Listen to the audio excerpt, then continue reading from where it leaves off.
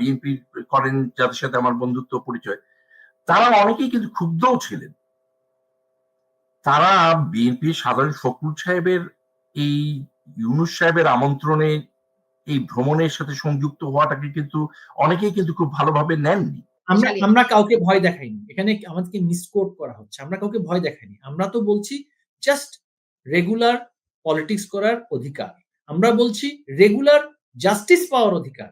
আমরা কিন্তু মানে সার্বিক রাজনীতিতে ফেরতের কথা বলছি। আমরা কিন্তু কোনো বিশেষ কিছু চাচ্ছি না। সংবিধান অনুযায়ী বাংলাদেশের নাগরিক হিসেবে আমার যে অধিকার, আমি সেটা ন্যূনতম অধিকারটা চাচ্ছি। আমার আজকের অতিথি বাংলাদেশের আওয়ামী লীগের নেতা এবং সাবেক মন্ত্রী মহিবুল হাসান চৌধুরী নওফেল, এবং আমার সঙ্গে যুক্তরাষ্ট্র থেকে যুক্ত হচ্ছেন সেখানকার সামাজিক সাংস্কৃতিক সংগঠনের একজন কর্মী, রাজনৈতিক কর্মী শামীম চৌধুরী।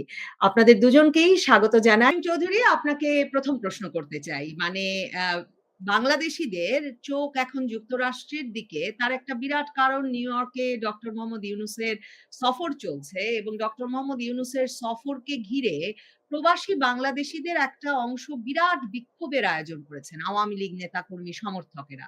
আমরা শুনছি, খবর পাচ্ছি যে মধ্যপ্রাচ্য, কানাডা থেকে পর্যন্ত যুক্তরাষ্ট্রে নিউ ইয়র্কে মানুষ জড়ো হয়েছেন বিক্ষোভ প্রদর্শনে। একটা বিমানবন্দরে বিক্ষোভ প্রদর্শনের ঘটনার ভিডিও ছড়িয়ে পড়েছে সর্বত্র। মানে এই বিক্ষোভ প্রদর্শনের উদ্দেশ্যটা কি? এই প্রতিবাদ বা অনেকের চোখে যেটা বিশৃঙ্খলা, সেটা সৃষ্টি করে কি লাভ হচ্ছে? মানে ইউনূস বাহিনীর মনে একটা ভয় সৃষ্টি আপনাদের উদ্দেশ্য, নাকি আপনারা আন্তর্জাতিক সম্প্রদায়ের দৃষ্টি আকর্ষণ করতে চাইছেন? এভাবে কি দৃষ্টি আকর্ষণ করা যায়? ধন্যবাদ আপনাকে প্রশ্নের জন্য। আমরা যারা প্রবাসে থাকি, সেটা যুক্তরাষ্ট্রেই হোক বা পৃথিবীর বিভিন্ন প্রান্তে ছড়িয়ে থাকা বাংলাদেশের মানুষেরা যেখানেই থাকে, বাংলাদেশের সাথে প্রতিনিয়ত আমরা কিন্তু সংযুক্ত। আমাদের ভাই বোন, আত্মীয় স্বজন কিংবা আবাসভূমি বলতে কিন্তু সেই প্রিয় মাতৃভূমি বাংলাদেশকেই বুঝি। সেখানে যখন কোনো ধরনের বিশৃঙ্খলা সৃষ্টি হয় বা কোনো ধরনের অরাজকতা সৃষ্টি হয়, রাজনৈতিক বিপর্যয় সৃষ্টি হয়, কিংবা যে কোনো ধরনের সাইক্লোন, বন্যা, যে কোনো কিছুই কিন্তু আমাদের প্রবাসীদেরকে কিন্তু আঘাত করে, মনে আমরা কষ্ট পাই। সেই কষ্টেরই বহিঃপ্রকাশ আসলে এটা আসলে কোনো বিক্ষোভটা আমাদের মনের ভিতরের যে কষ্ট, বাংলাদেশকে নিয়ে যে কষ্ট, সেই কষ্টেরই আমার মনে হয় বহিঃপ্রকাশ ঘটছে নিউ ইয়র্কের বিভিন্ন প্রান্তে ডক্টর ইউনূসের জাতিসংঘের এই অধিবেশনে আগমন উপলক্ষে। দেখুন, বিশৃঙ্খলা নয়, আমরা কিংবা কাউকে ভয় দেখানো উদ্দেশ্য নয় প্রবাসীদের।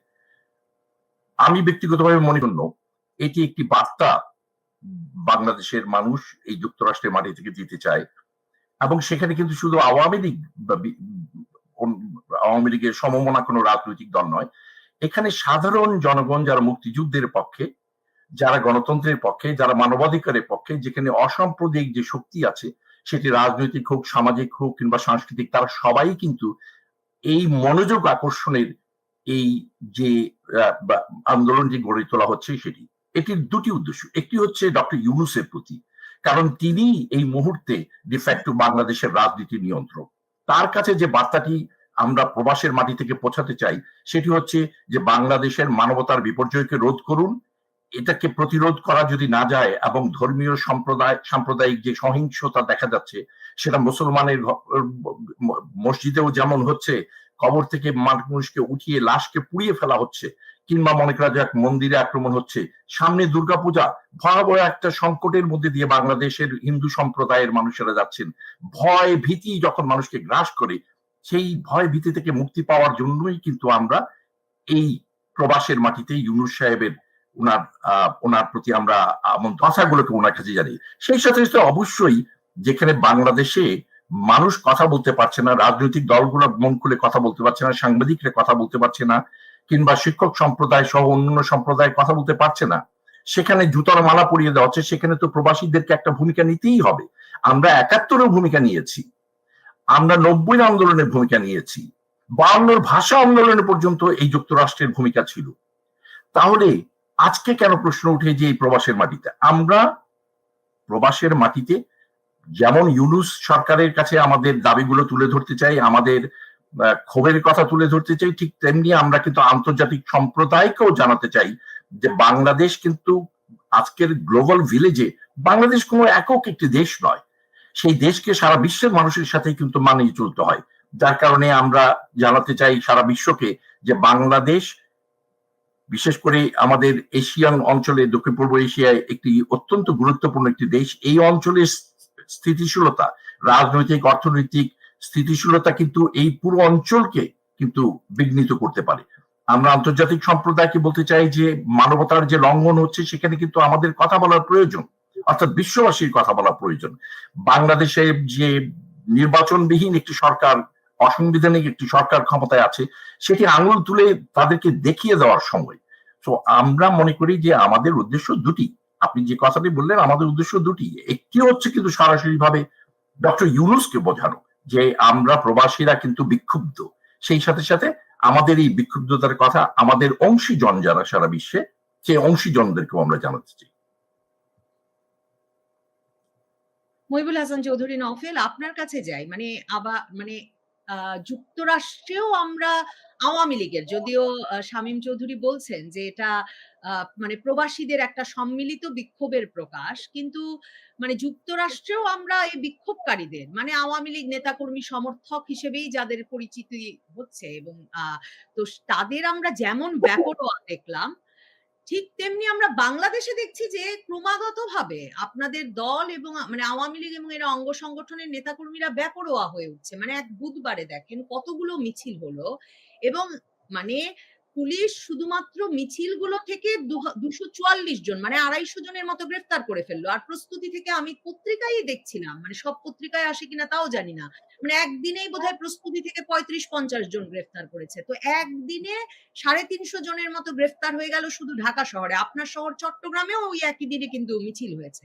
আপনারা এতটা বেপরোয়া হয়ে উঠেছেন কেন? আপনারা ভারতে বসে এসব পরিচালনা করছেন? যুক্তরাষ্ট্রের বিষয়টিও কি আপনারা সংগঠিত করছেন কিনা? দেখুন, যখন কোনো সংগঠন বা প্রতিষ্ঠান বা কোনো সুনির্দিষ্ট গোষ্ঠীর বিরুদ্ধে ব্যাপক অরাজকতা, ব্যাপক নির্যাতন, ব্যাপক সন্ত্রাস নেমে আসে রাষ্ট্রীয় পর্যায় থেকে, তখন কিন্তু তাদের যে ক্ষোভের বহিঃপ্রকাশ, তাদের যে প্রতিবাদের ভাষাটা, তখন সেখানে এক ধরনের হয়ে থাকে। যে গতানুগতিক প্রক্রিয়াতে যে প্রতিবাদের ভাষা থাকে, সেই ভাষাটা কিন্তু পরিবর্তিত হয়ে যায়।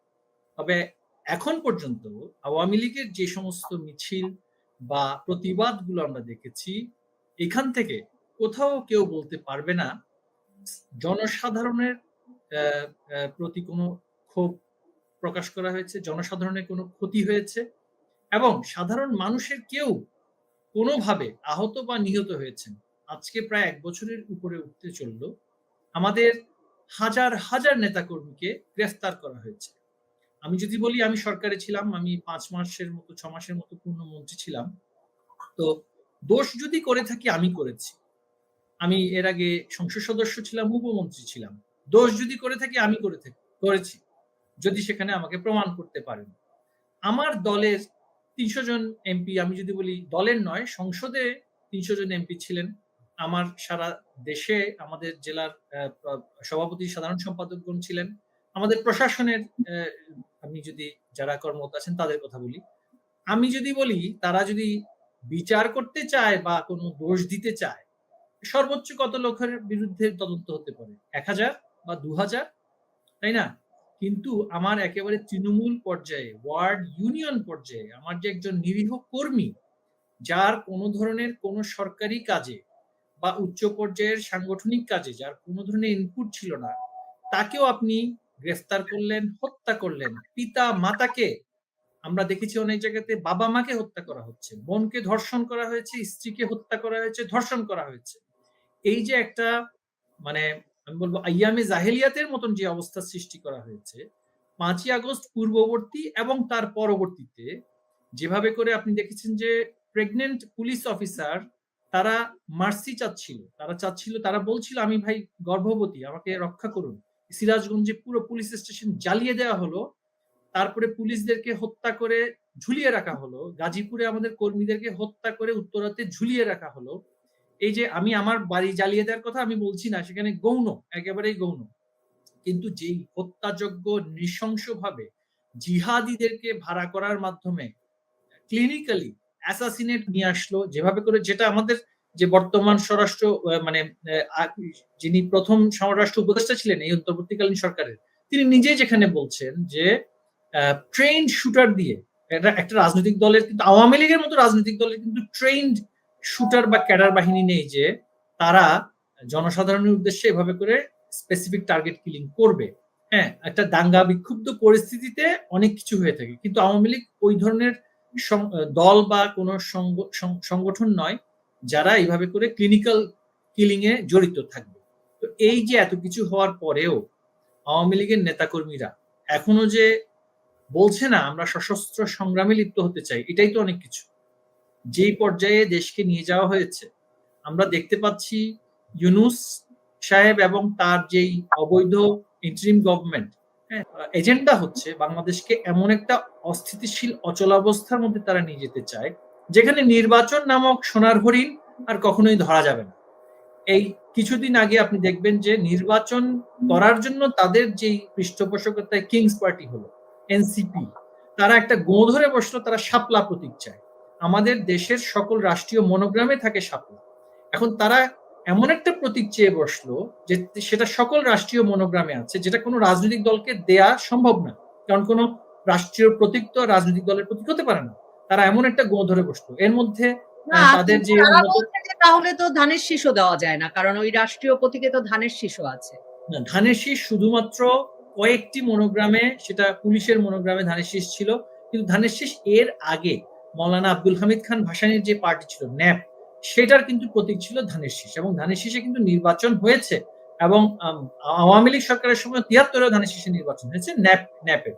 পরবর্তীতে ন্যাপের যে অংশটি বিএনপিতে মানে একীভূত হয় সেই প্রতীকটা তারা রেখে দেয়, কারণ প্রতীকের একটা খুব গুরুত্বপূর্ণ, বিশেষ করে আমাদের দেশে যেখানে নিরক্ষরতার হার অনেক বেশি ছিল, প্রতীকটা খুবই গুরুত্বপূর্ণ, কারণ মানুষ সেই প্রতীক দেখে দলকে ভোট দেয়।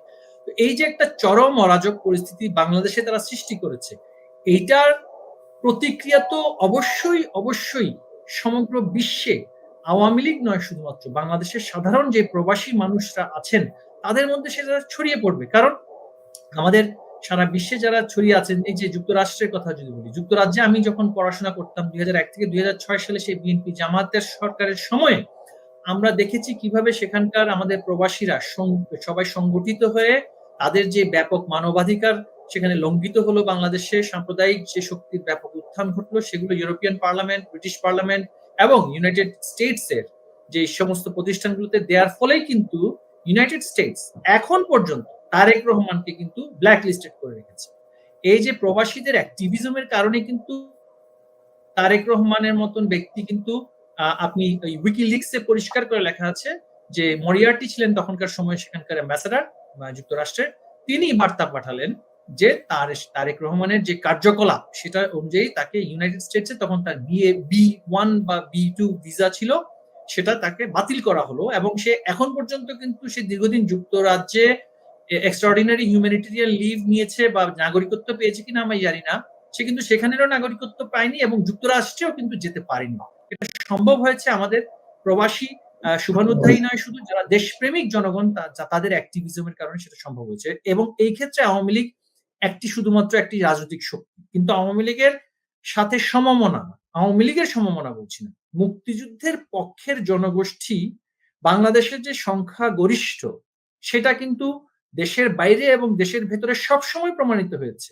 বাংলাদেশ কিন্তু পাকিস্তানের মতন ধর্মের ভিত্তিতে প্রতিষ্ঠিত কোনো রাষ্ট্র নয়। ধর্মের ভিত্তিতে যে রাষ্ট্রগুলো প্রতিষ্ঠিত হয়েছে, এমনকি সৌদি আরবেও কিন্তু ধর্মের ভিত্তিতে প্রতিষ্ঠিত হয়নি। সৌদ রাজগোষ্ঠী তাদের যেই মোনার্কি সেটা অটোমান সাম্রাজ্য থেকে বেরিয়ে গিয়ে একটা রাজতন্ত্র তৈরি করেছিল, সেটাও কিন্তু ধর্মের ভিত্তিতে প্রতিষ্ঠিত রাষ্ট্র নয়। ধর্মের ভিত্তিতে হয়েছে ইসলামিক ওয়ার্ল্ডে হচ্ছে একমাত্র আফগানিস্তান, এবং তাদের কি অবস্থা সেটা আপনারা দেখেছেন, কারণ পবিত্র কোরআনেও কিন্তু ধর্মভিত্তিক রাষ্ট্র পরিচালনার কথা কোথাও বলা হয়নি। এই যে একটা ধর্মীয় উগ্রবাদী সাম্প্রদায়িক গোষ্ঠীর একটা যে উত্থান হয়েছে সেটা বিশ্ববাসীর কাছে আমরা তুলে ধরতে পেরেছি। আমাদের মানে নন রেসিডেন্ট বাংলাদেশি, প্রবাসী বাংলাদেশি যারা আছেন তাদের মাধ্যমে আমরা সেটা তুলে ধরতে পারছি, এবং এক্ষেত্রে আমরা কখনোই সবসময় তারা অগ্রণী ভূমিকা পালন করে। মানে কিন্তু এবার কি কোনো লাভ হচ্ছে? মানে আন্তর্জাতিক সম্প্রদায় তো আপনাদের পক্ষে নাই। মানে কাউকে এমনকি অংশগ্রহণমূলক নির্বাচনে আওয়ামী লীগকে নেওয়া উচিত এই কথাটা বলতেও দেখা যাচ্ছে না। এবং আপনারা মানবাধিকার লঙ্ঘন বলেন, নারী অধিকারের কথা বলেন, সংখ্যালঘু অধিকারের কথা বলেন, যা বলে আপনারা বা মবের রাজত্ব যা বলে আপনারা উদ্বেগ প্রকাশ করছেন, আন্তর্জাতিক সম্প্রদায়ের তরফে তো সে সম্পর্কে কোনো কথা শুনছি না। দেখুন, আন্তর্জাতিক সম্প্রদায় কিন্তু ইমিডিয়েট রিঅ্যাকশন দেয় খুব কম। সেখানে দীর্ঘদিন ধরে বিশেষ করে যুক্তরাষ্ট্রে এটা তো প্রমাণ আছে যে মীর কাসেম আলীর যে প্রতিষ্ঠান তারা এবং বিএনপির পক্ষ থেকে সুনির্দিষ্ট কিছু লবিস্ট ফার্মকে সেই ২০১৫ সাল থেকে তারা কিন্তু নিয়োগ করেছিল এবং সেটা চুক্তিপত্র আছে। চুক্তিতে বিএনপির কারা সাইন করেছে এটা কিন্তু আমেরিকাতে আপনি জানেন যে এগুলো ডিসক্লোজ করতে হয়। এই সমস্ত ডিসক্লোজার দিতে হয়। তাদের যে investment in the decision making process of different countries institutional arrangements যে সরকারগুলোর মধ্যে সেটা ব্রাসেলসে বলি, ইউরোপিয়ান ইউনিয়নের যে পর্যায়ে বলি, আপনি জামাতের যে ইউরোপিয়ান শাখার যে প্রধান সে কিন্তু পরিষ্কার করে সেখানে কিছুদিন আগে একটা বলেছে যে ডক্টর ইউনূস তিনি নিজে তার যে এই সমস্ত প্রতিষ্ঠানগুলো আছে সেগুলো থেকে আর্থিকভাবে ব্যাপক সহযোগিতা করেছে ইউরোপে তাদের পক্ষে লবি ফার্ম গুলো পরিচালনা করতে এবং মিডিয়া গুলোকে সেখানে সেন্সিটাইজ করার জন্য।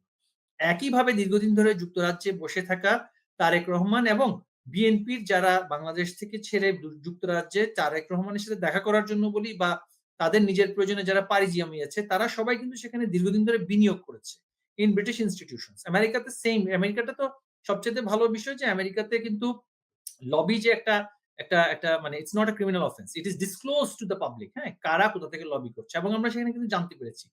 এই যে এই বিনিয়োগের ফসল, সেই বিনিয়োগের ফসল তো তারা কিছুদিন পাবেই।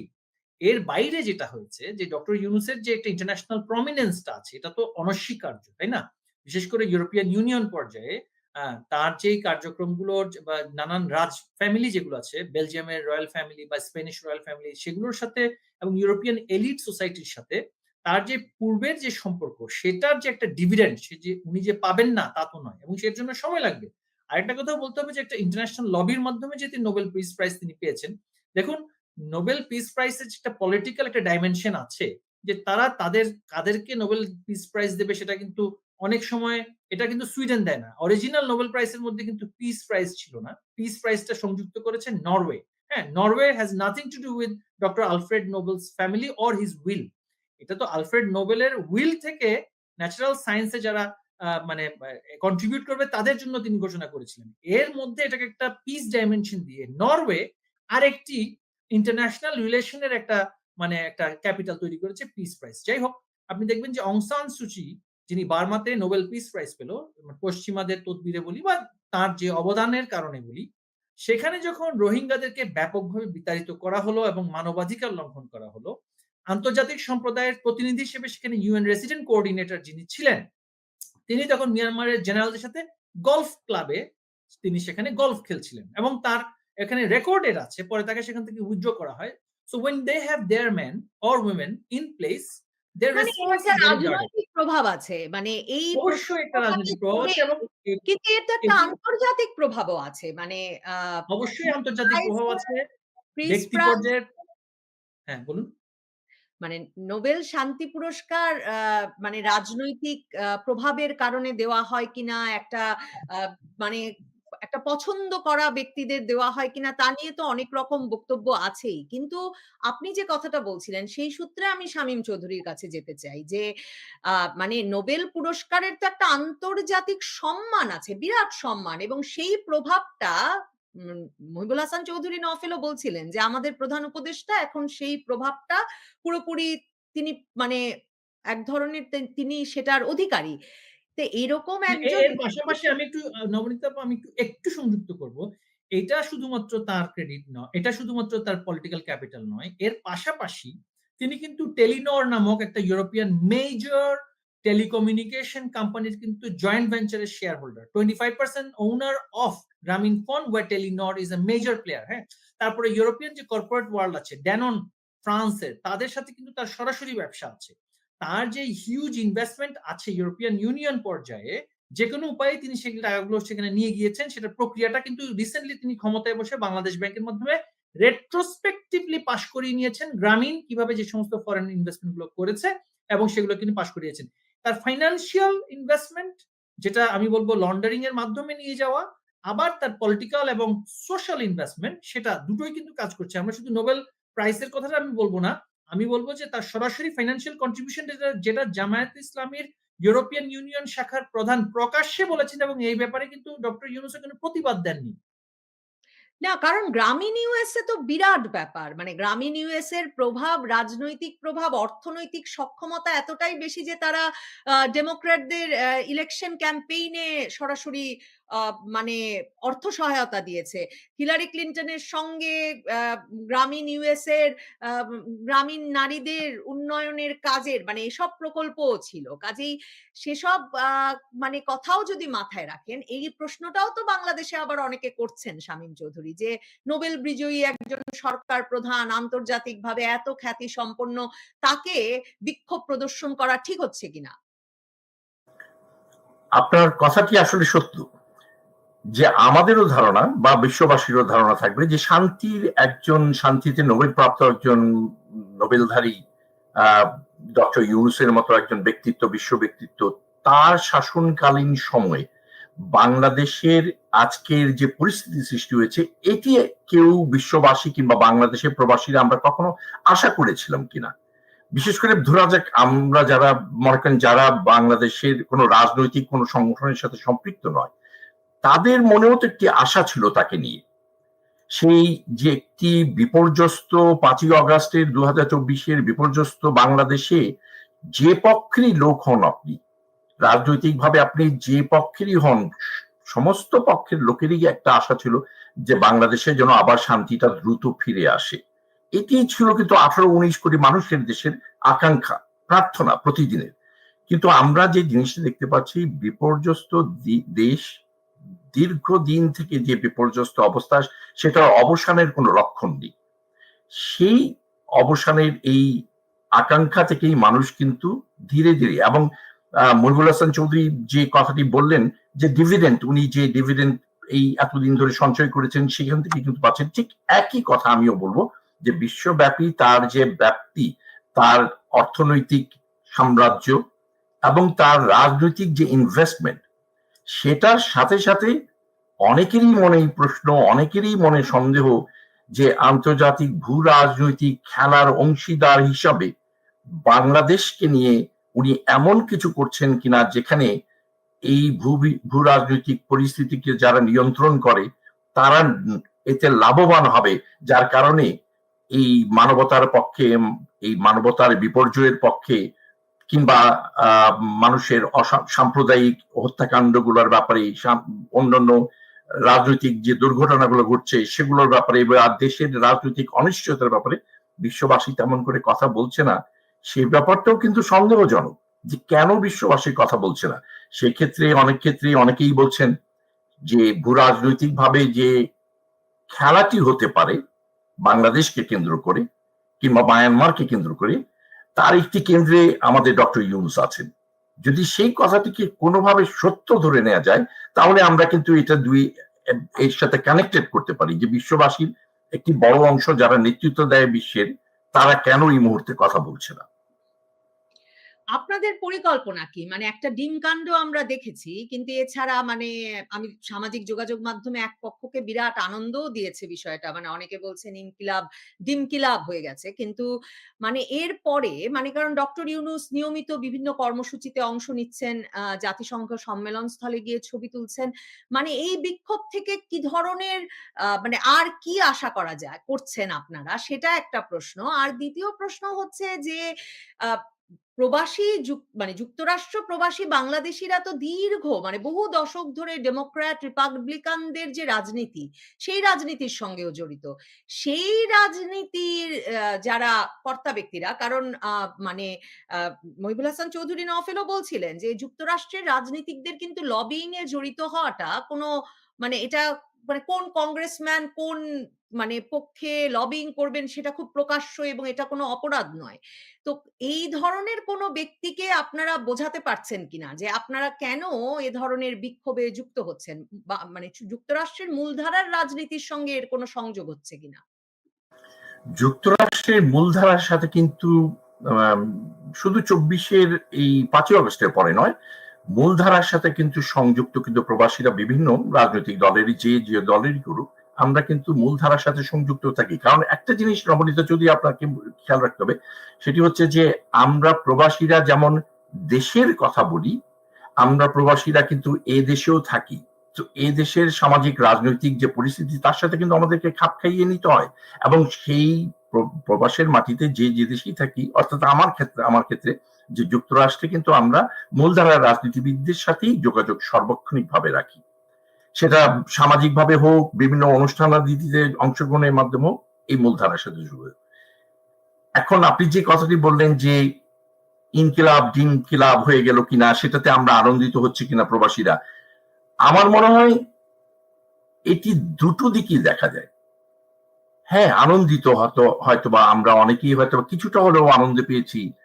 এটা আসলে মানুষ যখন খুব চরম দুঃখবোধের মধ্যে দিয়ে যায়, তখন সামান্য কিছু ঘটনাও কিন্তু মানুষকে হয়তোবা এক ধরনের সুখ দেয়। সেটা কি সুখ বলবো, নাকি আসলে সেটাও একটা দুঃখের প্রকাশ?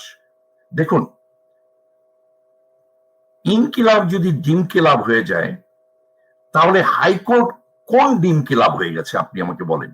হাইকোর্টের বারান্দায়, জজ কোর্টের বারান্দায়, সিভিল বিভিন্ন কোর্টের বারান্দায় আপনি আমাকে বলুন ২০২৪-এর ৫ই অগস্টের পরে কোন রাজনৈতিক নেতা, কেউ, কোন সাধারণ ব্যবসায়ী থেকে শুরু করে ডিম খায়নি এমন কে আছে? সো একটি আদালতের চত্বর যখন ইনকিলাবের ডিনকিলাব হয়ে যায়, সেখানে যুক্তরাষ্ট্রের মাটিতে একটা প্রতিবাদের মাঝখান দিয়ে, প্রতিবাদ সবার মাঝখানে একটি প্রতিবাদী উচ্চারণ হিসাবে ডিম ছুঁড়ে মারা। দেখুন, বাংলাদেশে ডিম নয়, এই আদালত চত্বরে কিন্তু ডিমটা ছুঁড়ে মারা কিন্তু আদালতকে ছুঁড়ে মারা। এনসিপির সাধারণ সম্পাদককে যে ডিমটি ছুড়া হয়েছে, কিন্তু খেয়াল করলে দেখবেন যে সেই ডিমটি কিন্তু তাকে কিন্তু শারীরিকভাবে আঘাত করার জন্য কিন্তু মারা হয়নি। যে ছুঁড়েছে কিন্তু ছুড়ার লক্ষণ দেখলেই বোঝা যায় এটি শারীরিক লক্ষণ, মানে শারীরিকভাবে তাকে আক্রমণ করা নয়। এটি একটি একেবারেই প্রতিবাদ হিসাবে ডিমটি ছুঁড়ে মারা হয়েছে এবং দেখবেন যে তার পিঠের মধ্যে লেগেছে। ইচ্ছে করলে কিন্তু সেখানে হয়তো বা ডিম না ছুঁড়ে কিন্তু পাথরও ছুটতে পারতো একজন, কিন্তু সেটি কিন্তু তারা করেনি। এর মাধ্যমে যে বার্তাটি, এবং পশ্চিমা বিশ্বে রাজনৈতিক প্রতিবাদ হিসাবে সাধারণ পরিবেশে এই ধরনের ছুঁড়ে মারাটা ঘটনা এই প্রথম নয়, যুক্তরাষ্ট্রে কিংবা বিশ্বের যে কোনো প্রান্তে। এখন এটিতে আমরা সুখী হওয়ার মতো কোনো কিছু নেই, বরং আমি বলবো যে আমরা অত্যন্ত দুঃখ বোধ করছি যে বাংলাদেশকে আজকে, বাংলাদেশের যে কথাটি ছড়ানোর চেষ্টা করা হচ্ছে যে বাংলাদেশের সম্মান ক্ষুণ্ণ করা হচ্ছে, প্রবাসীরা বাংলাদেশের সম্মান ক্ষুণ্ণ করছে একটি গোষ্ঠী অন্তত। দেখুন, প্রবাসীদের মনের ক্ষোভটাও আপনাদেরকে বুঝতে হবে, বাংলাদেশকে বা বাংলাদেশের সরকারকে। বাংলাদেশে যখন এই ঘটনাগুলো হয়, আমরা কিন্তু এই সমাজে, প্রবাসী সমাজে বিচরণ করি, তখন আমাদেরকে কিন্তু প্রশ্ন করে, তোমাদের টিভিতে দেখলাম যে তোমাদের দেশে লাশ কবর থেকে তুলে সেই লাশকে বাঁশ দিয়ে পিটানো হচ্ছে, একটা মৃত মানুষের শরীরে কেরোসিন পেট্রোল ঢেলে তাতে আগুন ধরিয়ে দেওয়া হচ্ছে। এই যে জিঘাংসা, এই যে নরপশুর মতো আচরণ তৌহিদি জনতার নামে, আমাদেরকে তো ছোট করছে পৃথিবীর বিভিন্ন প্রান্তে থাকা বাঙালিদেরকে। আমরা প্রশ্নের সম্মুখীন হচ্ছি যখন মন্দির আক্রমণ হয়, মসজিদ আক্রমণ হয়, কিংবা অন্য কোনো আক্রমণ হয়, যখন একজন মুক্তিযোদ্ধার গলায় জুতার মালা পরানো হয়, যখন বঙ্গবন্ধুর মাথায় প্রস্রাব করা হয়, আমাদের কি প্রশ্নের এখানে শিকার হতে হয় না মানুষের কাছে? এই দেশের মানুষের কাছে, বিভিন্ন দেশের প্রান্তে যারা ছড়িয়ে আছে বাংলায়, আমাদেরকেও তো বিভিন্ন ভাবে আমরা আঘাতপ্রাপ্ত হই, আমাদেরকে প্রশ্নের শিকার হতে হয়। তাহলে মানটা কারা খোয়াচ্ছে? আমরা দায়ী নাকি বাংলাদেশ সরকার, যারা নাকি এই ব্যাপারে কোনো ব্যবস্থা নিচ্ছে না, তারা বিশ্বে এই মর্যাদা ক্ষুণ্ণের জন্য দায়ী? বাংলাদেশের 2024-এর 5ই অগস্ট থেকে আজ পর্যন্ত কত অসংখ্য মানুষকে হত্যা করা হয়েছে। যেভাবে অভিযোগ করা হচ্ছে যে 5ই অগস্টের আগের হত্যাকাণ্ড নিয়ে জাতিসংঘ একটি রিপোর্ট দিয়েছে, দোষে গুণে আলোচনা সমালোচনার সুযোগ আছে সেখানে, কিন্তু আশ্চর্য, এই জাতিসংঘ কিন্তু এই গত 14 মাসের কোনো রিপোর্ট নেই। তারা একটি রিপোর্ট তৈরি করলো, সেই জন্য আমরাও কিন্তু এই জাতিসংঘের সামনে, জাতিসংঘের অধিবেশন উপলক্ষে এই বার্তাটি আমরা জাতিসংঘকেও দিতে চাই, যে ঘটনার মাত্র কয়েক মাসে, জুলাই আগস্ট মাসের উপরে কেন্দ্র করে যে রিপোর্টটি তৈরি করা হলো, সেই রিপোর্টের মতো একই ধরনের ঘটনা বরং আরো বহু গুণে বেড়ে গেল। শুধু হত্যাকাণ্ড নয়, তখন তো ছিল যে রিপোর্টে হত্যাকাণ্ডগুলো নিয়ে, কিন্তু এখন যেটি হচ্ছে যে মানবাধিকারের চরম লঙ্ঘন, মানুষের কথা বলার অধিকার নাই। একটি দেশের শত শত সাংবাদিককে জেলে পুরে রাখা হয়েছে কিংবা তাদের বিরুদ্ধে হত্যা মামলা জারি করা হয়েছে, অর্থাৎ তাদেরকে কথা বলার অধিকার থেকে বঞ্চিত করা হচ্ছে। সাংবাদিকরা একটি সমাজের দর্পণ, সেই দর্পণে যদি আমি কালির একটা পোচ লাগিয়ে রাখি, তাহলে আমি তো কোনো বার্তা পাচ্ছি না। ফলে আমরা বাংলাদেশে এবং পৃথিবীর সর্বপ্রান্তে আমরা যে খবরগুলো দেখছি, এটি একেবারেই সেন্সর্ড একটি বক্তব্য আমরা শুনতে পাচ্ছি।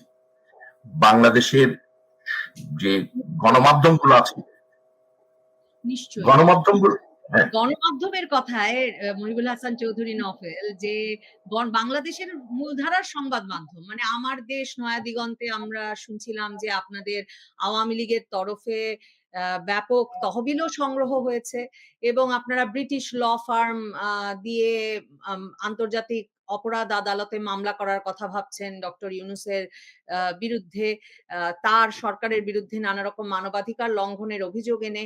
আমরা এটাও শুনছিলাম যে আপনারা সেপ্টেম্বরে ঢাকা অ্যাটাক করে ঢাকা দখল করে ফেলবেন।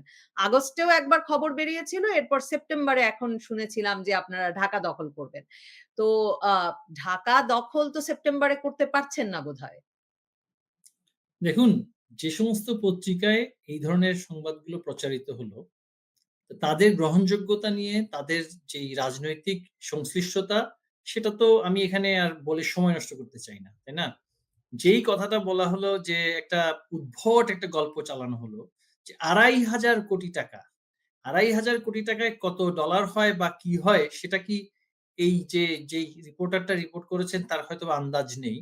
এত পয়সা দিয়ে যদি মানে রাজনীতি করতে হতো তাহলে তো মানে আওয়ামী লীগকে এই মুহূর্তে যেই পর্যায়ে আওয়ামী লীগের নেতাকর্মীরা যেভাবে আছে সেটা কিন্তু এই পর্যায়ে আসতো না। এত অর্থ যদি আওয়ামী লীগের পক্ষে যোগান দেয়া কখনো সম্ভব হতো।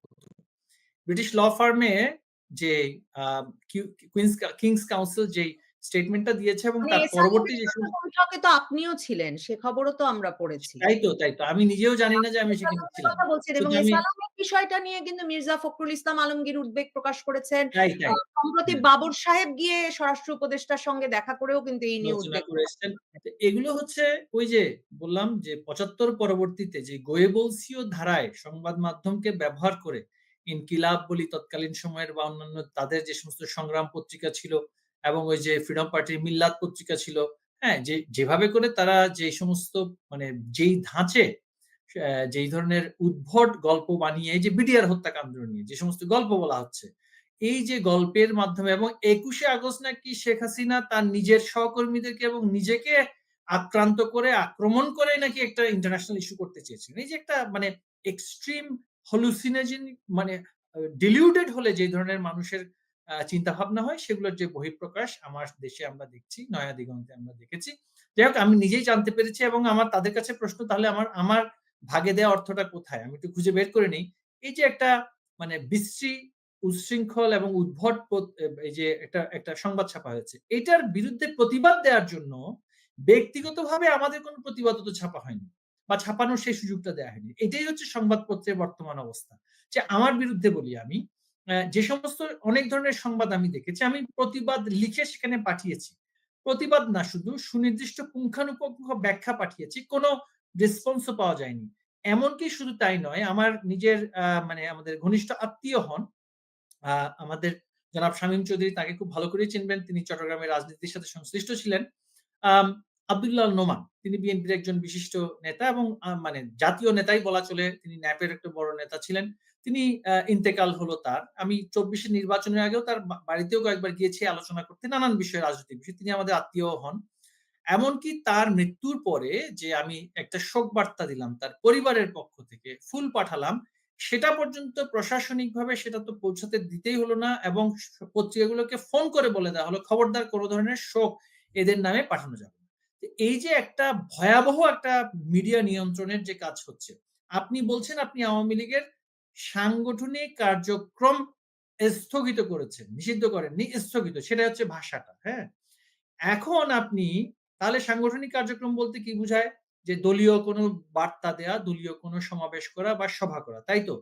এখন আমার ব্যক্তি হিসেবে আমি যদি আমার কোনো প্রতিবাদ দেই বা আমি যদি কোনো ব্যাখ্যা দেই, আমি যদি আমার মানে আপনি একমাত্র বিদেশে বসে আছেন বলেই বা যেতে পেরেছেন বলেই আমার ইন্টারভিউটা নিতে পারছেন। দেশে বসে থাকা কেউই আমাদের পক্ষ থেকে কোনো বার্তা, কোনো প্রতিবাদ, কোনো ইন্টারভিউ, কোনো ধরনের সাক্ষাৎকার নিতে পারছে না। এই যে একটা অরাজক অবস্থা, আমার তো মনে হয় বাংলাদেশে কখনো হয়নি, কখনো হয়নি। এবং মিডিয়া হাউস গুলোতে গিয়ে মব করে সেখানে ঢুকে গিয়ে সেটা দখল করে ফেলা হচ্ছে যদি কোন ধরনের কথা বলা হয়ে থাকে।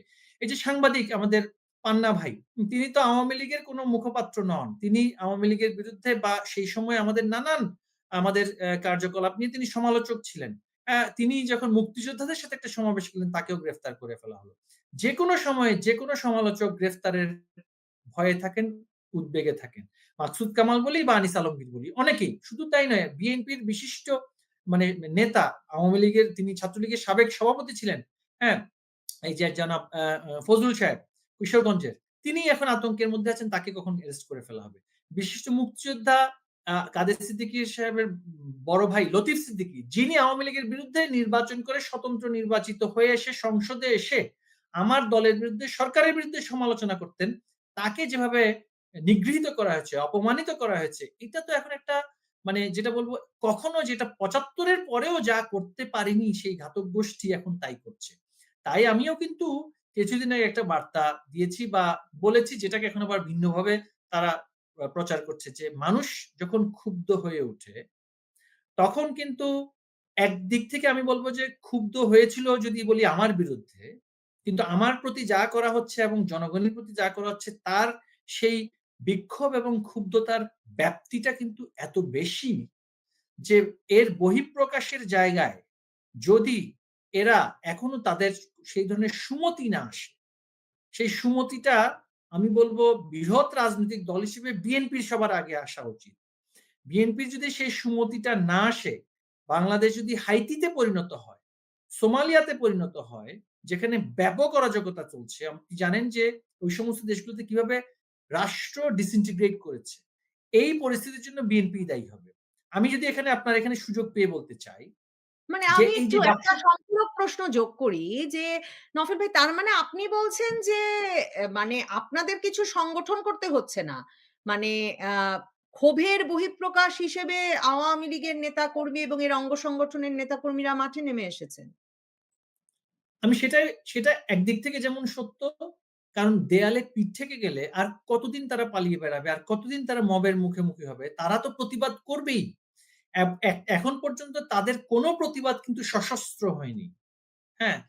তারা একেবারেই যেটা আমি বলি স্পন্টেনিয়াস, সে স্পন্টেনিয়াস রিঅ্যাকশন সেগুলো দেখছি।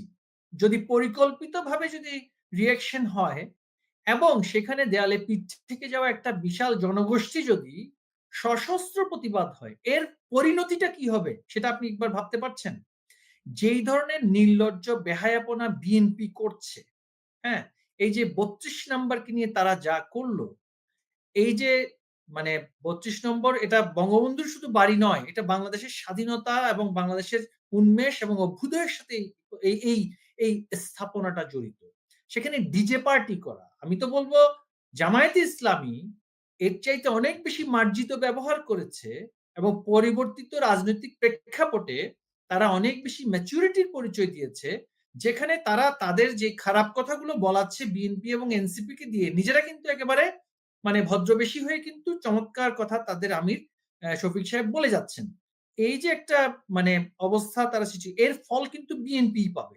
এই ডাকসু নির্বাচনে আমরা দেখেছি এবং অন্যান্য নির্বাচনে দেখেছি। এখন তো আওয়ামী লীগকে তারা নির্বাচনই করতে দিচ্ছে না। আমাদের সময় কিন্তু নির্বাচনগুলোতে, আমাদের সরকারের সময় ডাকসু নির্বাচন কিন্তু আমরা পরাজিত হয়েছি।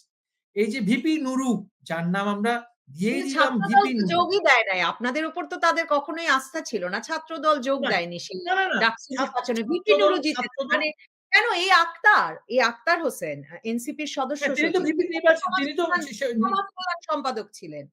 অবশ্যই, অবশ্যই। না, ছাত্রদল কেন দেয়নি কিন্তু তারা তো এখন ব্যাখ্যা দিয়েছে। ছাত্রদলের পক্ষে ছাত্রত্ব নেয়া কোন শিক্ষার্থী ছিল না। ছাত্রদলের তৎকালীন সময় যে কমিটি, তাদের ছাত্রত্ব বহুকালেই শেষ হয়ে গেছে। ন্যূনতম যেটা প্রয়োজনীয়তা সেটা যারাই মিট করতে পেরেছে তারা কিন্তু নির্বাচন করতে পেরেছে। হ্যাঁ?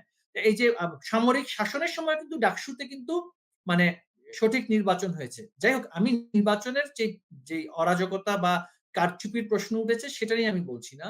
এটার মাধ্যমে একটা বিএনপির প্রতি একটা বার্তা। তাদের যে নির্লজ্জ চাঁদাবাজি, তাদের যে নির্লজ্জ মববাজি, তাদের যে সন্ত্রাস এখন তারা ক্ষমতায় যাওয়ার আগেই শুরু করেছে এবং এই পর্যায়ে গিয়ে আমি যদি ধরেই নেই তারা যদি আওয়ামী লীগকে ছাড়া একটা নির্বাচন করে, আমি ধরে নিলাম কথার খাতিরে, তারা 15ই ফেব্রুয়ারি 1996 সালে আওয়ামী লীগকে ছাড়া একটা নির্বাচন করেছিল।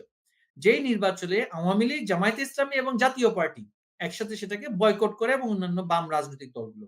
এইবার শুধু সেই বর্জনকারী দলগুলো থেকে একমাত্র জামায়াতে ইসলামী সেই নির্বাচন করার পক্ষে আছে। বা এখনো কিন্তু জামায়াতে ইসলামীও বলছে যে নির্বাচন করার মতন পরিস্থিতি বাংলাদেশে হয়নি। বিএনপি যদি এখন নির্বাচন করে সেই সরকার নিয়ে বসে, সেনাবাহিনী নিয়মতান্ত্রিকভাবে তাকে ক্যান্টনমেন্টে ফেরত যেতে হবে। তাদেরকে রক্ষা করবে কে? 96 সালে বেগম জিয়া সংসদে আইন পাশ করার সময় পেয়েছিলেন। তত্ত্বাবধায়ক সরকারের আইন পাশ করে তিনি জুন মাসে নির্বাচন দিয়ে তিনি ক্ষমতা হস্তান্তর করেন। আগামী ফেব্রুয়ারিতে যদি বিএনপির চাপে নির্বাচন হয়, সেই নির্বাচন ১ মাসও টিকবে কিনা সেটা নিয়ে আমার সন্দেহ আছে। কারণ সেনাবাহিনী, পুলিশ বাহিনী বা প্রশাসনের মাধ্যমে এই সরকারকে যতটুকু প্রতিরক্ষা দেয়া হচ্ছে, রক্ষা করা হচ্ছে, সুরক্ষা দেওয়া হচ্ছে, সেই মানে নতুন যেই একপক্ষীয় নির্বাচনের মাধ্যমে আসা সেই সরকার, সেটা যদি আমি খিচুড়ি সরকার বলি, কারণ সেখানে এনসিপি, জামায়াতে ইসলামী নানান ধরনের কিছু থাকবে বলে আমরা শুনতে পাচ্ছি, এই ধরনের একটা সমঝোতা। সেই খিচুড়ি সরকারকে রক্ষা করার জন্য কারা থাকবে? কেউ থাকবে না। তখন আওয়ামী লীগ নেতাকর্মীরা কিন্তু, আওয়ামী লীগের কিন্তু সময় অনেক আছে। আওয়ামী লীগের হাতে অনেক সময় মানে আছে। আপনারা আমাদের ফেব্রুয়ারির আগে যদি নাও পারেন আপনারা মানে সেই দুর্বল সেই সরকারকে সরকার তো আপনারা সেই সরকার সেনাবাহিনীর কাছে ৬ মাস, যাওয়ার অপেক্ষা করছেন। না ৬ মাস তো সেই সরকার থাকবে বলে আমার মনে হয় না। থাকা সম্ভব বলে আমার মনে হয় না। এখন যেই সরকার আন্তর্জাতিক চাপে বাহিনীগুলো, সেনা বলি, পুলিশ বলি বা নৌবাহিনী বলি বা বিমান বাহিনীগুলো যে চাপের মধ্যে এদেরকে প্রতিরক্ষা দিয়ে যাচ্ছে। চাপের মধ্যে বলছি আমি। চাপের মধ্যে মিলিটারি এক্সারসাইজ করাতে বাধ্য করছে পাকিস্তানের সাথে। চাপের মধ্যে সেগুলো তো তারা কেন করছে সেটা তো আমরা খবর পাচ্ছি। কি কারণে খলিলুর রহমান সাহেবকে হঠাৎ করে বিদেশ থেকে নিয়ে গিয়ে কাদের এজেন্ডা বাস্তবায়নের জন্য, জিও পলিটিক্যাল এজেন্ডা বাস্তবায়নের জন্য আরাকান আর্মির সাথে সন্ধি করা হচ্ছে। যেখানে আমরা কিন্তু মিয়ানমারে একটা গভর্নমেন্ট সেখানে আছে। তাদের সাথে আমাদের সম্পর্ক আছে। তাদের সাথে আমাদের ট্রেড রিলেশনশিপ আছে। যেখানে আমি একটা বিদ্রোহী গ্রুপকে প্রকাশ্যে আমি অস্ত্র দেওয়ার জন্য সহযোগিতা করছি। বাংলাদেশকে একটা ওয়ার থিয়েটার বানানোর একটা যে পরিকল্পনা তারা করছে, নির্বাচন তাদের মাথায় নেই। তাদের হচ্ছে আরো অরাজকতা চাই। এবং এই অরাজকতার মাধ্যমেই তারা তাদের যে একটা লেজিটিমেসি প্রতিষ্ঠিত করতে চায় আন্তর্জাতিক সমাজের কাছে বা গ্লোবাল জিওপলিটিক্যাল স্ট্র্যাটেজিস্টদের কাছে বা যারা স্টেক হোল্ডার এই অঞ্চল নিয়ে যারা খেলতে চায়। তবে একটা কথা আমি এখানে আরেকটু বলতে চাই সর্বশেষ। আন্তর্জাতিক সম্প্রদায় কিন্তু যে এক পক্ষে থাকে সবসময় তা নয়। তারা দেখে দায়িত্ব দেওয়ার পরে কে কতটুকু পারফর্ম করেছে। তাদের একজন এজেন্টকে তারা দায়িত্ব দিয়েছে। সে সম্পূর্ণভাবে যে ব্যর্থ হয়েছে তারা সেটাও বোঝে।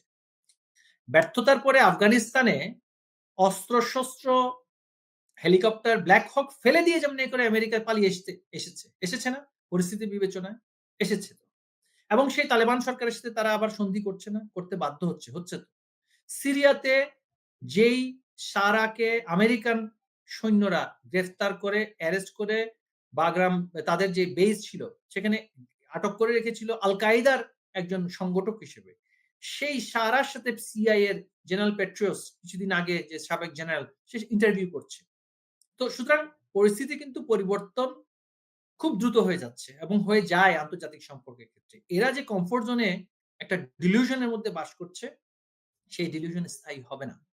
এই ডিলিউশন তারা যদি সরকারি দায়িত্ব নেওয়ার পর থেকে একটা রিকনসিলিয়েশন এর চেষ্টা করত, তারা যদি দায়িত্ব নেওয়ার পর থেকে একটা রিবিল্ডিং এর চেষ্টা করত, সত্যিকার অর্থে রিফর্মের চেষ্টা করত এবং জাস্টিসের ক্ষেত্রে নিরপেক্ষভাবে কোর্টকে স্টেট জুডিশিয়ারিকে পরিচালিত করত, তারা তো এসেই একটা অ্যানার্কিক রেভলিউশন করেছে তারা। রায়ট থেকে কিন্তু কখনো রেভলিউশন হয় না।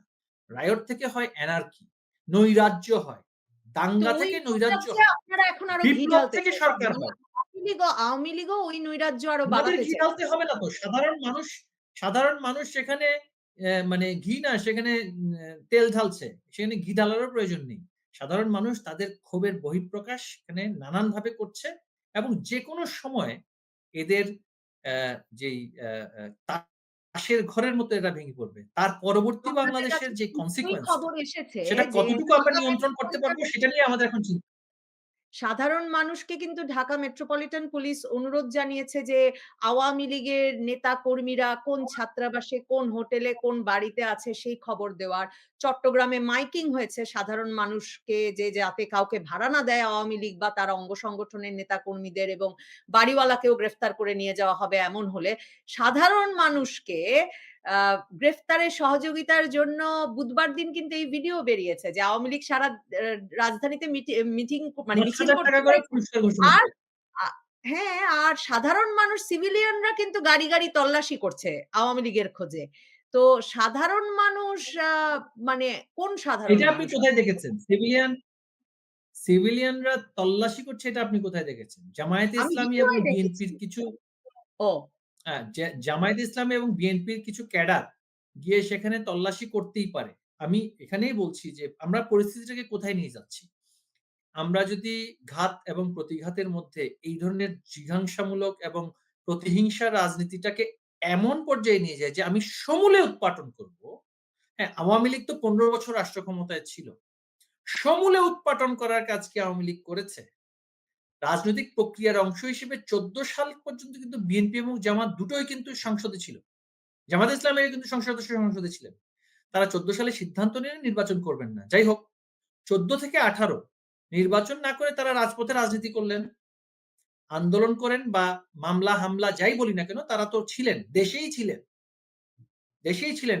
তাদের কেউ হত্যা হয়নি। তাদেরকে কেউ মানে যেই পর্যায়ে এখন যেগুলো হচ্ছে, তাদের ব্যবসা বাণিজ্য, এই যে ঢাকা ব্যাংক, মির্জা আব্বাস সাহেবের ঢাকা ব্যাংক, বাংলাভিশন এই যে এই টেলিভিশন চ্যানেল, এই যে এনটিভি ফালু সাহেবের, কোনটাই তো বন্ধ হয়নি।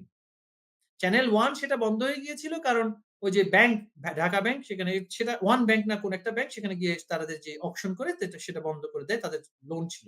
এটা ছাড়া বিএনপি বা জামায়াতে ইসলামীর আমাদের চট্টগ্রামে আমরা অনেক শিক্ষা প্রতিষ্ঠান, চিকিৎসা প্রতিষ্ঠান সেখানে কিন্তু তারা পরিচালনা করেছেন। অর্থনীতিতে তারা কন্ট্রিবিউট দিগন্ত করছেন, টিভি পার্টিসিপেট বন্ধ করছেন। আমাদের করেছেন সেখানে কোনো আপনারা। সমস্যা ছিল না।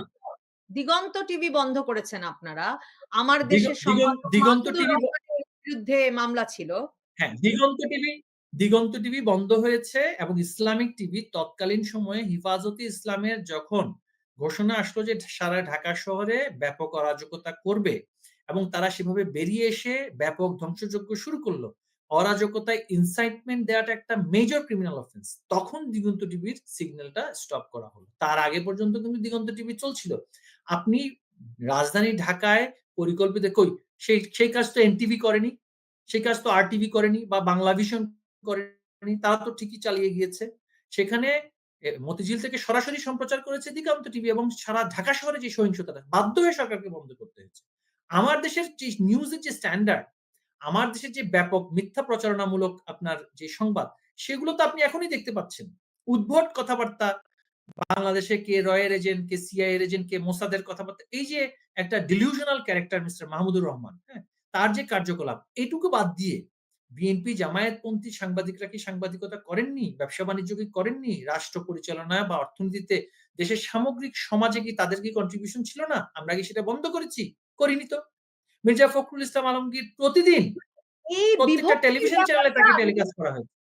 মানে 2024-এর আগস্টের পর শামীম চৌধুরী এই বিভক্তির বিষয়টা এত পরিষ্কার হয়ে গেল যে এই যে একটা পক্ষকে একেবারে নির্মূল করে দিতে হবে। মানে তারা ব্যবসা করবে না, তারা চাকরি করবে না, তারা সাংবাদিকতা করবে না, তারা ছাত্রত্বও থাকবে না।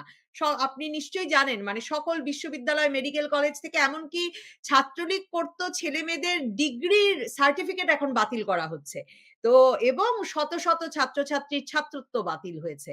তো মানে এইরকম একটা বিভক্ত সমাজের যে মানে অবস্থা বাংলাদেশের ভেতরে, সেই বিভক্তি, সেই পারস্পরিক ঘৃণা, বিদ্বেষ সেটা কি প্রবাসী বাংলাদেশীদের মধ্যেও একটা প্রভাব ফেলছে কিনা? কারণ যুক্তরাষ্ট্রে আমরা জানি যে ৩ লক্ষের বেশি বাংলাদেশী আছেন। এখন সবচেয়ে বেশি রেমিটেন্স আসে অনেক মাসেই যুক্তরাষ্ট্র থেকে। মানে আপনারা প্রবাসে আপনি সামাজিক সাংস্কৃতিক সংগঠনও করেন। মানে এটা টের পান কিনা সামাজিক সংগঠনগুলোতে যে আসলে রাজনীতি একরকম মুখ দেখাদেখি বন্ধ করে ফেলছে এবং একদল আরেক দলের নির্মূল চাইছে। এটা একটা নতুন অভিজ্ঞতা কিনা? আপনি তো অনেক দশক আছেন বিদেশে। নবনীতা চৌধুরী, আসলে কিন্তু আপনি যে প্রশ্নটা করলেন, এই প্রশ্নটা আমাকে অনেকদিন, এই বেশ কিছুদিন ধরেই ভাবিয়ে তুলছে। দেখুন, বাংলাদেশের রাজনৈতিক যে অঙ্গন, যেখানে যে বিভক্তি, এই বিভক্তিটা কিন্তু সবসময়ই ছিল, তাই না? বাংলাদেশের সৃষ্টির কাল থেকেই ছিল। কিন্তু এই প্রবাসে কিন্তু এভাবে কখনোই অনুভব করিনি। আপনাকে আপনার ফেসবুক লাল করতে গিয়ে আপনি রক্তচক্ষু দিয়ে অন্যদের দিকে তাকাবেন, এই ঘটনাগুলো কিন্তু আগে কখনোই হয়নি প্রবাসের মাটিতে। দুঃখ যে জায়গাটা, সেটা হচ্ছে শুধু সমাজে নয়, পরিবারগুলোর মধ্যেও কিন্তু সেই প্রভাবটা গিয়েছে। দেখুন, বাংলাদেশের প্রায় প্রতিটি ঘরেই যদি খোঁজা হয়, দেখা যাবে একজন আওয়ামী লীগ করেন, একজন বিএনপি করেন, সেখানে হয়তো বা জামাতেরও একজন খুঁজে পাওয়া যেতে পারে। কিন্তু তাদের মধ্যে দা কুড়ালের সম্পর্কটা ছিল না। সম্পর্কটা এই পর্যায়ে 2024-এর একটি নতুন সংযোজন, যেখানে আমরা একে অন্যকে একেবারেই সহ্য করতে পারছি না। আপনি যখন এমন একটি সমাজ, যে কথাটি আমি আগেও বলেছি, এমন একটি সমাজ সৃষ্টি করবেন যেখানে আমার কথা বলার কোনো অধিকার থাকবে না, শুধু রাজনৈতিক নয়, ধর্মীয় দিক থেকেও আপনার ধর্মীয় মতবাদের পক্ষে যদি আমি না হই, তাহলে আমার কথা বলার অধিকার নেই। কিংবা আপনার সামাজিক মূল্যবোধের সাথে যদি আমি চলতে না পারি, তাহলেও আমার কথা বলার অধিকার নেই। সো আমি যে কথাটা বলছি, যে 5ই অগস্টের পর যে দুর্ভাগ্যজনক ঘটনাটি বাংলাদেশে ঘটেছে, যেটা আগে কখনো ঘটেনি, সেটি হচ্ছে যে পক্ষ প্রতিপক্ষ কিন্তু এখন আর শুধু রাজনৈতিক নয়। দেখুন, ধরুন শিল্পকলা একাডেমি কিংবা বেলি রোডের মঞ্চ, নাটকের মঞ্চ। আমি একজন নাট্যকর্মী হিসাবে, যে নাটক চলাকালে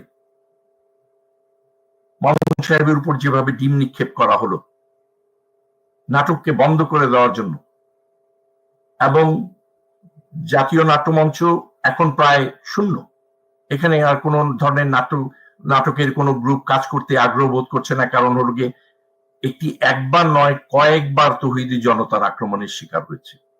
তো আপনি যে কথাটা বললেন, সেটা কিন্তু প্রবাসের মাটিতে আমরাও কিন্তু, হ্যাঁ, কথাটি অত্যন্ত সত্য যে এখানেও কিন্তু আমরা তার প্রভাব দেখছি। কিন্তু তারপরও সমাজের বিভিন্ন অংশের মানুষ যারা আমরা কিন্তু এই বিষয়ে কিন্তু আমাদের মধ্যে কথা বলছি না যে তা নয়, যে এই প্রভাবটা যেন, বাংলাদেশের এই দুর্ভাগ্যজনক প্রভাবটা যেন আমাদের মধ্যে এভাবে প্রচন্ড ভাবে না আসে, সেই জন্য আমরা চেষ্টা করছি। দেখুন, কিন্তু কখনো কখনো, যেরকম মনে করুন আপনি যে এই আজকের যে আলোচনায় আপনি আমাকে একটি প্রশ্ন করেছিলেন যে নিউ ইয়র্কের এই ডিম কাণ্ডকে নিয়ে,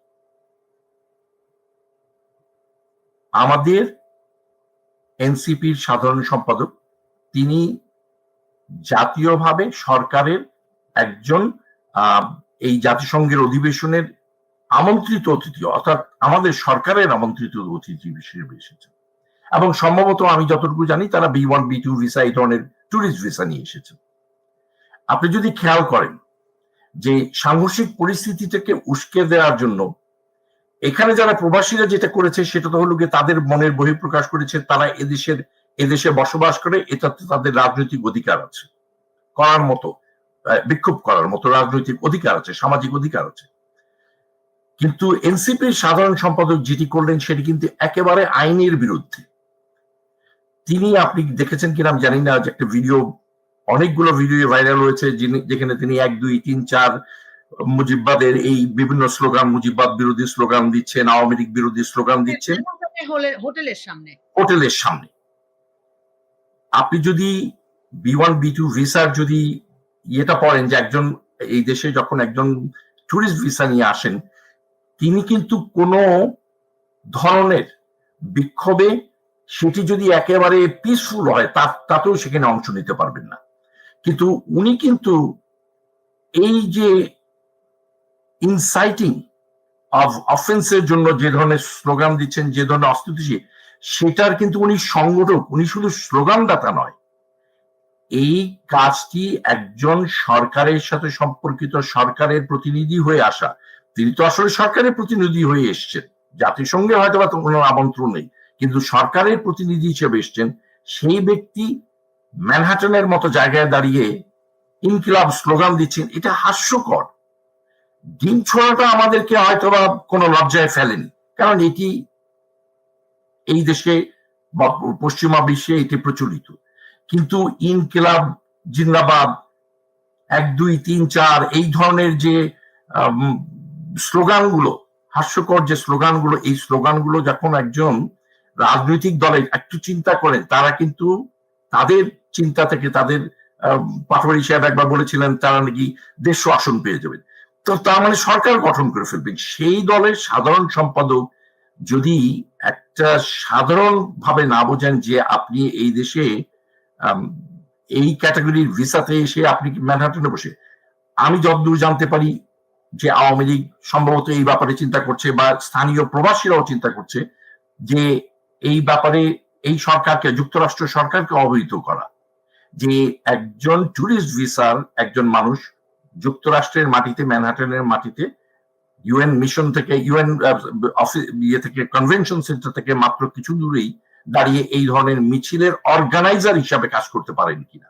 আবার এই কাণ্ডে আমরা দেখলাম এক প্রবাসী আরেক প্রবাসীর বিরুদ্ধে মামলা দিলেন। মানে বাংলাদেশের পত্রপত্রিকায় লেখা হলো, সরকারের বিবৃতিতেও বলা হলো যে ডিম ছোড়ার কারণে একজন গ্রেফতার হয়েছেন, যুবলীগ নেতা, কিন্তু গ্রেফতার হয়েছেন কারণ স্থানীয় বিএনপির এক নেতাকে দিয়ে মামলা করানো হয়েছে যে তিনি হত্যার হুমকি দিয়েছিলেন, ছুরি নিয়ে হত্যা করতে গিয়েছিলেন। এবং তারপর পুলিশ বলেছে এই অভিযোগ মিথ্যা। এখন আবার নাকি আওয়ামী লীগ ভাবছে বিএনপির সেই নেতা বা কর্মীর বিরুদ্ধে মামলা দেবে কিনা। মানে এই ঘটনাটাতে আবারও একবার প্রবাসীদেরকে মুখোমুখি করা হলো। আর বিমানবন্দরে ছিলেন না কেন বিএনপির নেতা কর্মীরা? এই ব্যাপারে আসলে আমি তো বিএনপি নই, একেবারে সরাসরি ভাবে আপনাকে বলতে পারবো না, তবে অন্তর্দলীয় কোন্দল সহ বিভিন্ন, এবং সেই ক্ষেত্রে অনেকের ক্ষেত্রে আমার সাথে কিছু যারা বিএনপি করেন, যাদের সাথে আমার বন্ধুত্ব পরিচয়, তারা অনেকেই কিন্তু ক্ষুব্ধও ছিলেন।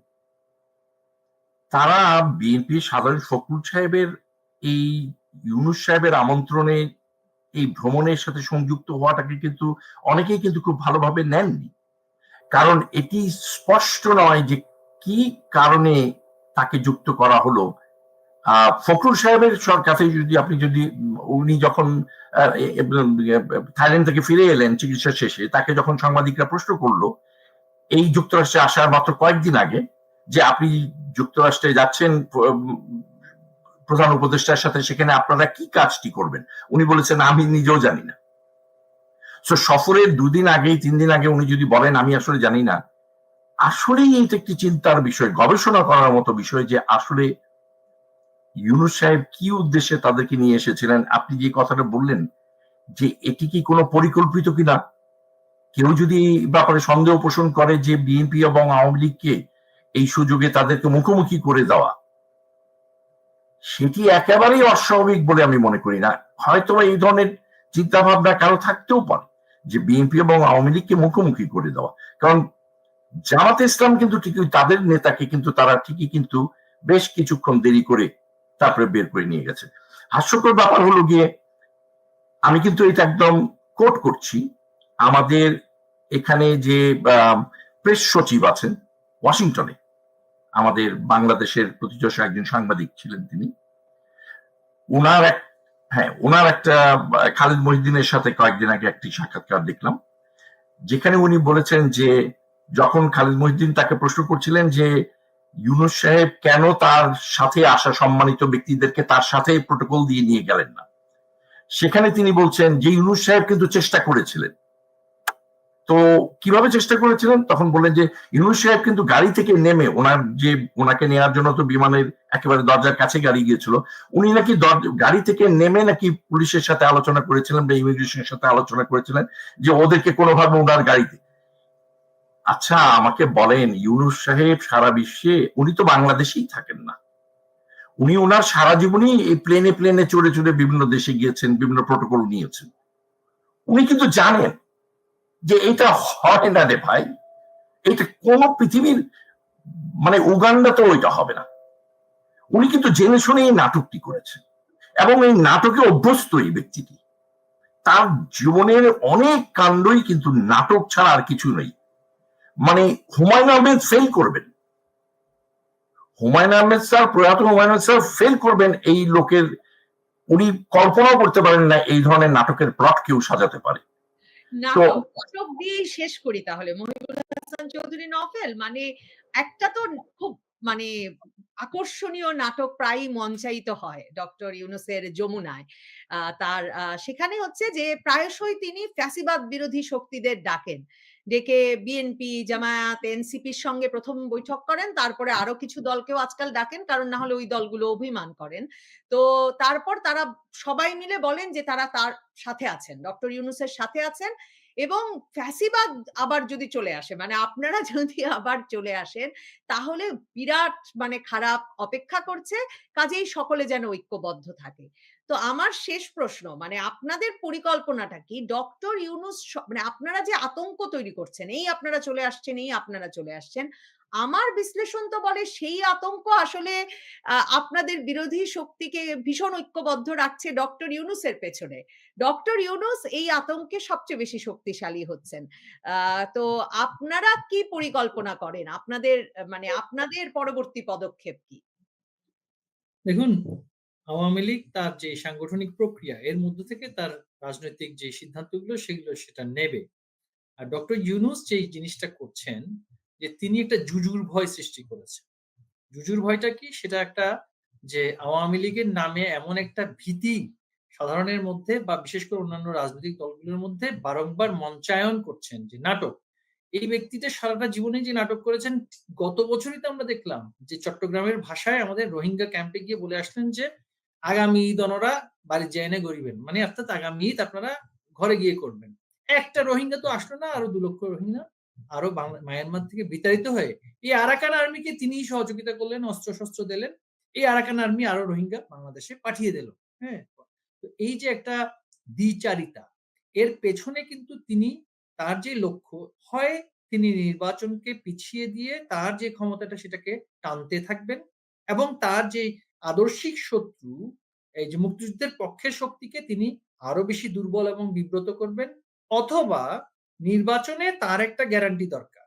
তার যে রাজনৈতিক বা তার যে সামাজিক অবস্থান, এতে তিনি তার হাটাজারির যে জোবরা গ্রাম, সেখান থেকে যে ইউনিয়নের নির্বাচন হয়, সেখানেও তার পক্ষে জিতে আসা সম্ভব নয়। তিনি আমার চট্টগ্রাম শহরে পাঁচলাইশ যে এলাকা আছে সেখানকার তিনি বাসিন্দা। সেখানে তিনি যদি কাউন্সিলর নির্বাচন করেন, সেখানে আমাদের যারা কাউন্সিলর আছেন তাদের সাথেও কিন্তু তিনি নির্বাচন করতে তার পক্ষে সম্ভব না।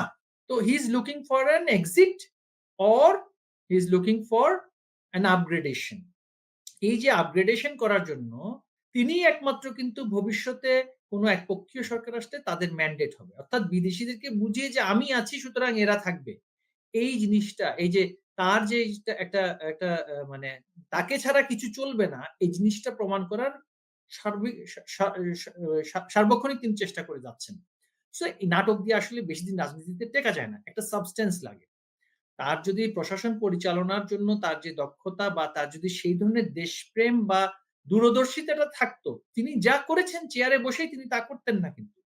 ভবিষ্যতে কোনো সরকার আসলে তো তাকে ঠিকই তার ট্যাক্স রিলিফ গুলোর বিষয়ে একটা জাজমেন্ট দিতে পারতেন বা তার মামলাগুলোর বিষয়ে দিতে পারতেন। রেগুলার কোর্ট প্রসেসে তো সেটা অন্তত চালাতে পারতেন। ওভারনাইট চিফ জাস্টিস চেঞ্জ করে দিয়ে তিনি একেবারে সবকিছু ক্লিয়ার করে দিলেন এবং উদ্ভট কিছু কাজ তিনি বাংলাদেশে করলেন। যে তারেক রহমান সাহেব তিনি ওই যে চরমোনাইয়ের পীর যারা কিনা এই সরকারেরও একটা মানে সমর্থক গোষ্ঠী, তার যে চরমোনাইয়ের পীর সাহেব বলছেন যে পৃথিবীর ইতিহাসে উনি আইনজীবী নন, এরকম ঘটনা ঘটেছে কিনা সাজাপ্রাপ্ত আসামি হাজির না হয়ে খালাস পেয়ে গেছেন। হ্যাঁ? এই ধরনের ঘটনা তারা করছেন প্রতিনিয়ত এবং ডক্টর ইউনূস সাহেবও করছেন। এগুলো তো আনসাস্টেইনেবল এক্টিভিটিস। কিন্তু উনার আরো একটা বিষয় আছে। উনি কিন্তু এট দি ফ্যাগ এন্ড অফ হিজ লাইফ। হ্যাঁ? So he has nothing to lose, only to gain more glory, gain more fame etcetera. তো সেই ক্ষেত্রে কিন্তু তিনি তার ট্র্যাজেক্টরিতে কিন্তু ঠিকই আছেন। He has no concern for the people of the country. He has no ideological conviction on any matter. তার কিন্তু মুক্তিযুদ্ধের সপক্ষের শক্তি বলি, বিপক্ষের শক্তি বলি, স্বাধীনতার আমাদের সাংস্কৃতিক সংগঠন যেগুলো আছে তাদের কারো সাথে কিন্তু তার কোনো সম্পর্ক নেই। He is all about himself. He's a megalomaniac, narcissistic personality. যে শুধু নিজেকে ছাড়া আর পৃথিবীর কাউকেই সে ভালোবাসে না। কারো জন্য তার কোনো সে একটা মানে একটা কাল্ট, একটা গ্লোবাল কাল্ট হিসেবে নিজেকে দেখাতে প্রতিষ্ঠিত থাকবেন করে। আর তাকে শক্তিশালী করতে থাকবেন। এবং এই কাল্টের রাজনীতিটাকে সে এমনভাবে প্রতিষ্ঠিত করতে চায় যে সে আমাদেরকে বলেছে আমরা কাল্টের রাজনীতি করেছি, কিন্তু but he himself is a global cult, not an icon, cult for others. কিন্তু এটা তো টিকবে না, এটা তিনি বুঝে গিয়েছেন। এখন তিনি বুঝে গিয়েছেন, এজন্য তিনি সেফ এক্সিট করার জন্য নানান ধরনের উপায় খুঁজছেন। মির্জা ফখরুল সাহেবদেরকে বুঝিয়ে দিলেন আমার সাথে থাকলে টেকবেন, আমার সাথে না থাকলে অবস্থা খুব খারাপ হবে। এই ধরনের একটা বার্তা তিনি প্রতিনিয়ত দিয়ে যাচ্ছেন। একজন মানে সারা পৃথিবীতে সারা জীবন বিমানে ঘুরতে থাকা ব্যক্তি যদি প্লেন থেকে নেমে পুলিশকে রিকোয়েস্ট করে আমার সাথে একটু পাঠিয়ে দিন এই লোকগুলোকে, এভাবে তো রেগুলার ইমিগ্রেশন তো দূরের কথা, ভিআইপি ইমিগ্রেশন তো আপনারা কি কখনো করবেন? হবেই না। আপনারা ভয় দেখাতেই থাকবেন যাতে ডক্টর না ইউনূস দেখুন, আরো আমরা শক্তিশালী আমরা কাউকে ভয় দেখাইনি। এখানে আমাদেরকে মিসকোট করা হচ্ছে। আমরা কাউকে ভয় দেখাইনি। আমরা তো বলছি জাস্ট রেগুলার পলিটিক্স করার অধিকার। আমরা বলছি রেগুলার জাস্টিস পাওয়ার অধিকার। আমরা কিন্তু মানে সার্বিক রাজনীতিতে ফেরতের কথা বলছি। আমরা কিন্তু কোন বিশেষ কিছু চাচ্ছি না। সংবিধান অনুযায়ী বাংলাদেশের নাগরিক হিসেবে আমার যে অধিকার আমি সেটা ন্যূনতম অধিকারটা চাচ্ছি। আমরা কিন্তু বলছি না নির্বাচনের মানে কোয়ালিটি, কোয়ান্টিটি ইত্যাদি নিয়েও আলোচনা করছি না। আমাদের বিরুদ্ধে যা চলছে শুধু দল হিসেবে আমরা নই। আপনি আমাদের এই যে বিশিষ্ট নাট্যকর্মী জনাব মামুনুর রশীদ সাহেব, তিনি কি দোষ করেছেন? সংস্কৃতি কর্মীরা কি দোষ করেছেন? যারা আলেম ওলামাদের মধ্যে যারা সুন্নি পন্থী, যারা ওয়াহাবি, খারেজি, সালাফি গোষ্ঠীর বিরুদ্ধে, তারা কি দোষ করেছে? মাজারপন্থী, সুফি পন্থার দ্বীনি গোষ্ঠী, তারা কি দোষ করেছে? সাধারণ সনাতনী মানুষ যারা, তারা কি দোষ করেছে? বাংলাদেশের প্রত্যেককে আপনি এমন একটা ওয়ার ফুটিং এ নিয়ে যাচ্ছেন, এই দেশটাকে হাইতিতে পরিণত করতে চাচ্ছেন। এইটা তো আমাদের রুখতে হবে এবং একটা পর্যায়ে গিয়ে যখন সকল কর্মসূচি বলি বা সকল কৌশল বলি সেটার যদি প্রতিউত্তর আসে সহিংসতা, তখন কিন্তু পাল্টা সহিংসতাই হবে এবং সেটা খুব শীঘ্রই যে হবে না সেই ব্যাপারে আমি নিশ্চয়তা দিতে পারছি না। সশস্ত্র সংগ্রাম কিন্তু বঙ্গবন্ধু ২৫ বছর পরে ১৯৭১ সালে সেটা সর্বশেষ কিন্তু ছিল সশস্ত্র সংগ্রাম। কিন্তু এখন আমরা সেই দীর্ঘ সংগ্রামের পথে যাওয়ার পথে নেই। মানে ২৫ মাসও হয়নি কিন্তু এখনো এই সরকারের। আমরা তো পাকিস্তানের সময় পাকিস্তানের যে দীর্ঘ প্রায় ২৫ বছরের রাজনীতির পরে গিয়ে কিন্তু সেটা বিচ্ছিন্ন হলো সশস্ত্র সংগ্রামের মাধ্যমে। এই সরকার তো ২৫ মাসও হয়নি। তার মধ্যেই মানুষের মধ্যে ব্যাপক আপনার এদের প্রতি ঘৃণা এবং উদ্বেগ দেশ নিয়ে, ভবিষ্যৎ নিয়ে জন্মেছে। নির্বাচিত সরকার চায় সবাই সকলের সম্মিলিত অংশগ্রহণে চায় এবং এর অন্যথা হলে কিন্তু বাংলাদেশ গৃহযুদ্ধের পথে হাঁটবে। এটা আমি কাউকে হুমকি দিচ্ছি না। এটাই হচ্ছে বাস্তবতা। অসংখ্য ধন্যবাদ।